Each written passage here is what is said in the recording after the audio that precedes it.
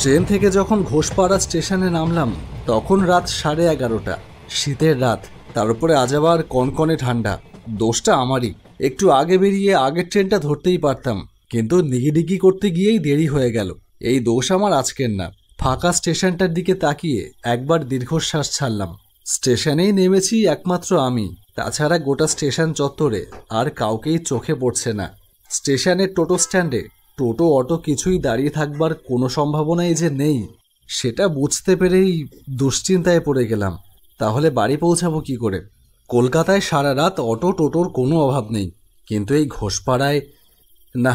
দাঁড়িয়ে দাঁড়িয়ে আকাশ কুসুম কল্পনা না করে নেমে গিয়ে বরং কোনো ব্যবস্থা হয় কি না দেখি। স্টেশন থেকে 4 কিলোমিটার রাস্তা তো আর হেঁটে যেতে পারবো না। প্ল্যাটফর্মের বাইরে এসেই দেখলাম যা ভেবেছিলাম ঠিক তাই। পুরো রাস্তাটাই খা খা করছে। শূন্যতাকে এমন কাছ থেকে দেখিনি অনেক দিন। না, কাব্যি করলে হবে না। হেঁটে যাওয়া ছাড়া যখন আর কোনো রাস্তা নেই তখন পাই চালাই।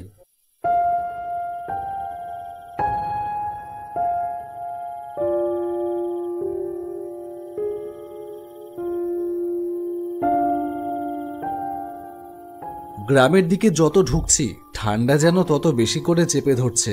হাড় গোড় যেন কেঁপে কেঁপে উঠছে। প্রায় মিনিট 20 জোরে হাঁটলাম।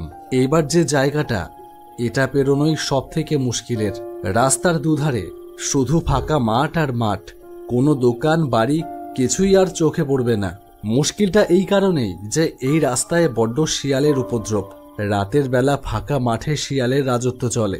একা মানুষকে সেই সময় বাগে পেলে শিয়ালের দল ছিঁড়ে খেয়ে নিতে পারে। তাই ভয়ে ভয়ে হাঁটতে থাকলাম। এমন সময় পেছন থেকে একটা হিসির শব্দ কানে এলো। থমকে দাঁড়িয়ে পেছন ঘুরতেই দেখলাম দূর থেকে একটা হেডলাইটের আলো ভেসে আসছে। একটা টোটো এই দিকেই আসছে। মনে মনে একটু স্বস্তি পেলাম। কাছাকাছি আসতেই টোটোটা আপনা আপনি দাঁড়িয়ে পড়ল। আমি টোটোওয়ালাকে চিনি, আমার পাড়ারই ছেলে সনাতন। আমরা ওকে পটল নামে ডাকি। আমাকে দেখেই পটল চেঁচিয়ে বলে উঠল, কিরে, বাড়ি যাচ্ছিস তো? হ্যাঁ, বাড়ি তো যাচ্ছি। উঠে আয় উঠে আয়, আমিও বাড়িই যাচ্ছি। বাঁচালি পটল, না হলে আজ নিঘাত শিয়ালের পেটেই যেতাম। পটলের টোটোয় উঠতেই টোটো চালিয়ে দিল পটল। এত রাতে টোটো নিয়ে কোথায় গিয়েছিলি? মেন্টাল অ্যাসাইলামে। হঠাৎ মনে পড়ল পটলের বউ মল্লিকা রয়েছে মেন্টাল অ্যাসাইলামে, যাকে বলে পাগলা গারদে। মহিলাটার একটা অদ্ভুত ধরনের মানসিক সমস্যা দেখা দিয়েছে। এখন কেমন আছে তোর বউ? সেই একই রকম, কোনো উন্নতি নেই। তারপর আজ আবার এক অন্যরকম সমস্যা দেখা দিল। তাই সেখান থেকে আমাকে ফোন করেছিল 1 ঘন্টা আগে। ওখান থেকে ফিরতে ফিরতেই দেরি হয়ে গেল। তার মানে কবে ছাড়বে তার কোনো নিশ্চয়তা নেই? না রে, তার কোনো ঠিক নেই। এই নিয়েই তো ঘোর চিন্তায় আছে রে। আর সেই উল্টোপাল্টা বকা থেমেছে? ধুর, আরও বেড়েছে। কি করে হলো বল দেখি। সে অনেক বড় কাহিনী। এখন শুনবি? বল না, বাড়ি আসতেও তো এখনো অনেক দেরি। শুনতে থাকি। আজ থেকে বছরখানিক আগের কথা। তুই জানিস কি না জানি না, আমার বউ মল্লিকার ভূত পেতের প্রতি একটা অদ্ভুত আকর্ষণ ছিল। ভূত আছে না নেই এই বিষয়ে সে নিজের মতো করে গবেষণা করেই যেত। কতদিন দেখেছি অন্ধকার মাঝরাতে একা একা গিয়ে পুকুর পাড়ে দাঁড়িয়ে থাকতে। আরও অনেক রকমের কাণ্ড সে ঘটাতো, যেগুলো কোনোটাই একটা মহিলার কাজ না। বড্ড আজব লাগতো সবটা। বাধা দিতাম ওকে, কিন্তু শুনতো না। বলতো, আমি তো আর কারোর কোনো ক্ষতি করছি না। এক একটা মানুষের এক একটা শখ থাকতেই পারে। ধরে নাও এটা আমার একটা শখ। আমি সত্যিই বুঝতে চাই অলৌকিক বলে আদেও কিছু আছে কি না। সত্যিই যদি থাকে, আর গভীর রাতে যদি সত্যিই তোমার সামনে কোনো প্রেতাত্মা চলে আসে, তাহলে সেটা কি খুব একটা ভালো হবে? আরে ধুর, ওরকম হয় না। ভূত মানে কি গল্প উপন্যাসের মতন সেই চোখ জলজলে, দাঁত বার করা, লম্বা লম্বা হাত, পায়ের পাতা পেছনের দিকে, সেই সব নাকি?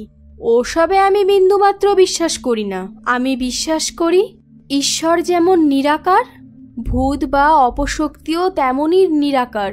তার কোনো শরীর নেই, শুধু অনুভূতিতেই সে ধরা দেয়, তাকে ফিল করা যায়। বারণ করলেও সে শুনতো না। রাত বিরেতে একা একা বাইরে বেরিয়ে যেত। কী সব বই টই জোগাড় করে অদ্ভুত সব কাজকর্ম করত। বিষয়টা আমাদের গোটা বাড়ির কাছে একটা বিরক্তির কারণ হয়ে দাঁড়ালো। তুই হাজরাতলার নাম শুনেছিস তো? হ্যাঁ, শুনেছি। মানে হাজরাতলার নাম কে না শুনেছে? দিনের বেলাও তো লোকে হাজরাতলার নাম শুনলে ভয় পায়। এবার এলো সব থেকে বিপজ্জনক দিন। মল্লিকা জেদ ধরে বসলো। আমি কিচ্ছু শুনতে চাই না, তুমি আমাকে নিয়ে যাবে কি না বলো। তুমি জানো তুমি কি বলছো? ওটা হাজরাতলা, যেখানে দিনের বেলা লোকে যেতে সাহস পায় না। আর তোমাকে নিয়ে আমি রাতের বেলা যাব সেখানে? মানুষ খামোখাই ভয় পায়, কিচ্ছু নেই। আমাকে নিয়ে চলো, গেলেই বুঝে যাবে। মানুষ মিছিমিছি ভয় পায়। আর আর যদি সত্যিই কিছু থেকে থাকে তাহলে তখন দেখা যাবে। তুমি জানো না, তাই এসব ভাট বকছো। হাজরাতলার ইতিহাস শুনলে তুমি এই কথা কিছুতেই বলতে পারতে না। ঠিক আছে, তোমাকে নিয়ে যেতে হবে না, আমি একাই চলে যাব। কি আর করি, অগত্যা নিয়ে গেলাম একদিন রাতের বেলায়। রাতের অন্ধকারে হাজরা গাছটা দাঁড়িয়ে আছে কালো দৈত্যের মতো। দেখেই বুকের রক্ত জল হয়ে যায়। চারিপাশ থেকে ভেসে আসছে নানান ধরনের নিশাচর জন্তুদের ডাক। মনে হচ্ছিল আমাদের দুজনকে কারা যেন দেখছে। বুঝি এক্ষুনি যেন তাদের দেখা পাবো। দেখা পেলি? না, পাইনি। মল্লিকা ঠিকই বলেছিল, ওদের দেখা যায় না, শুধু অনুভব করা যায়। খেয়াল করলাম হঠাৎ মল্লিকার আচার ব্যবহার কেমন যেন বদলে গেল। ও গুম মেরে রইল, আর একটা কথাও বলল না। বাড়ি ফিরে গিয়ে টের পেলাম মল্লিকার ওপর অপশক্তি ভর করেছে। আর সে অপশক্তি নয়, ভর করেছে সাক্ষাৎ পিশাচ। কি করে বুঝলি? সেই দিনই মাঝরাতে আমার ঘুম ভেঙে গেল মুরগির ডানা ঝাপটানো শব্দে। লাফিয়ে উঠে বসলাম। এত রাতে মুরগির ডানা ঝাপটানোর আওয়াজ আসবে কেন? আর মল্লিকা কোথায়? আবার কোনো পাগলামো করতে বাইরে বেরিয়েছে? সামনে তাকিয়ে দেখলাম দরজাটা হাট করে খোলা। বাইরে বেরিয়ে এসেই যা দেখলাম তা সারা জীবনে কোনোদিনও ভুলতে পারবো না। দেখলাম উঠোনের উপরে দাঁড়িয়ে একটা আস্ত মুরগি হাতে নিয়ে চিবিয়ে চিবিয়ে খাচ্ছে মল্লিকা। তাজা রক্তে ভেসে যাচ্ছে তার সারাটা শরীর। সে যে কি ভয়ঙ্কর দৃশ্য আমি তোকে বলে বোঝাতে পারবো না। ভাগ্যিস পাশের ঘরে বাবা মায়ের ঘুম ভাঙেনি। এই দৃশ্য দেখলে তারা হার্ট ফেল করতো দুজনেই। ভয়ে চুপচাপ ঘরে এসে শুয়ে পড়লাম। খানিক পরে মল্লিকা এসে আমার পাশে শুয়ে পড়ল। পরদিন রাত ঠিক 12টায় মল্লিকা আবার ঘর থেকে বেরিয়ে গেল। আবার সেই একই ঘটনা। সারাদিন মল্লিকা ভালোই থাকে। দিনের বাকি সময়টায় বোঝারই উপায় নেই যে রাতের বেলা সে ওই রূপ ধারণ করে। আর প্রতিদিন রাত ঠিক 12টায় মল্লিকার উপর ভর করে সেই পিশাচ। এখন তো আর আগেকার দিনের মতো ওঝা পাওয়া যায় না। তাই কি করি ভাবতে থাকলাম। বাড়ির আশপাশ থেকে সমস্ত জন্তু জানোয়ার সরিয়ে দিলাম। কেন সেটা কাউকে বললাম না, কিন্তু তার ফল হলো হিতে বিপরীত।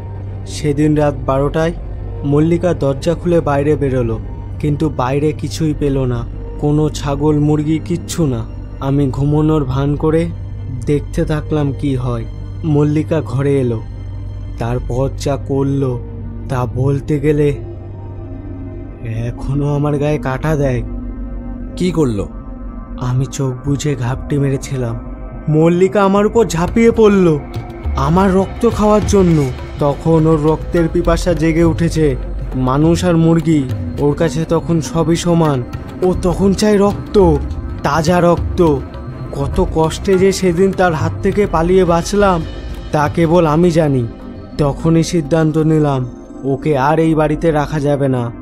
সেই দিনই মেন্টাল অ্যাসাইলামে যোগাযোগ করে ওকে দিয়ে এলাম সেখানে। সেখানেও প্রতিদিন রাত 12টা বাজলেই মল্লিকা পাগল হয়ে ওঠে রক্তের জন্য। একটা সেলের ভেতর ওকে একা রাখা হয়, তাই সে কিছু করতে পারে না। আজকে তোকে রেখেছিল কেন? আজকে সে আর এক ভয়ানক কাণ্ড করে বসে আছে। দেওয়ালে মাথা ঠুকে মাথা ফাটিয়ে সে নিজের রক্ত নিজেই চেটে খাচ্ছে। বুঝতে পারছিস তো কি অবস্থা? ডাক্তাররা কি বলছে? ডাক্তাররা দেখছে, কিন্তু এখনো কোনো সমাধান করতে পারিনি। আমি ভালো কোনো ওঝার খোঁজ করছি, কিন্তু পাচ্ছিই না। সব ভণ্ড, কিচ্ছু কাজ জানে না। এদিকে এক গাদা টাকার দক্ষিণা চেয়ে বসে। এ কি, এখানে দাঁড়ালি কেন? আমি তো এখন এখানেই ভাড়া থাকি, বুঝিসই তো। মল্লিকার ওই সমস্যা দেখা দেওয়ার পর ওই বাড়িতে রাখা যাচ্ছিল না, তাই এই বাড়িটা ভাড়া নিয়েছিলাম। আয় ভেতরে আয়। না না, পরে যাবো খন, এখন বাড়িতে দিয়ে আয়। আরে ধুর, কত বছর পরে আসলি। আয়, এক কাপ চা খাবি, আয়। রাত 12টা বাজতে গেল পটল, পরে একদিন গেলে হতো না? না, হতো না। আয় বলছি। বস, আমি এক্ষুনি চা করে নিয়ে আসছি, 2 মিনিট লাগবে।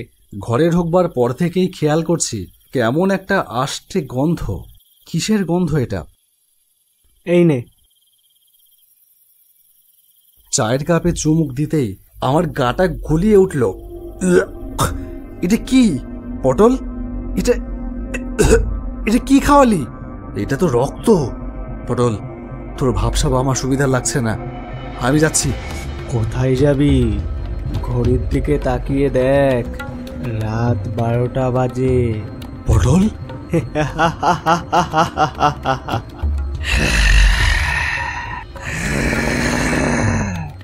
দেওয়াল ঘড়িটায় দেখলাম রাত 12টা বাজে। পটলের স্বভাব বদলে গেল এক নিমিষে। তার চোখে মুখে ফুটে উঠল এক পৈশাচিক উল্লাস।